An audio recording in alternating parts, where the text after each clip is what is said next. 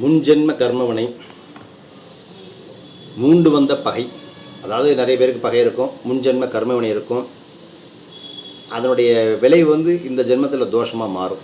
அப்போ ராகு செவ்வாய் சந்திரன் யாருடைய ஜாதகத்தில் ஒரே நேர்கோட்டில் இருக்கோ இல்லை ஒரே வீட்டில் இருக்கும் அப்படி வச்சுக்கலாம். அப்படின்னா புரிகளாக இருக்கும்.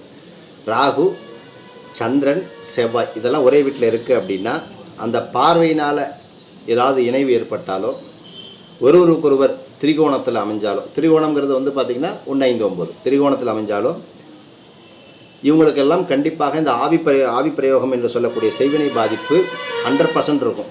யாருக்கெல்லாம் செய்வினை பாதிப்பு இருக்கும் அப்படின்னு கேட்டிங்கன்னா கண்டிப்பாக ஜாதகத்தில் எங்கே இருந்தாலும் ராகு செவ்வாய் அதே மாதிரி சந்திரனுடைய பாதிப்பு அங்கே இருந்துச்சு, அதாவது கூட்டு இருந்துச்சு அப்படின்னா கண்டிப்பாக செய்வினை பாதிப்பு அவங்களுக்கு இருக்கும். சிவன் கோவிலில் காலபைரவரையும் பெருமாளையும் வழிபட்டு சக்கரத்தாழ்வாரையும் வழிபட்டு வந்தீங்கன்னா செய்வினை தோஷம் நிகழும். அதனால் லட்ச லட்சமாக போய் அதுக்கெல்லாம் செலவு பண்ணாதீங்க. பெருமாள்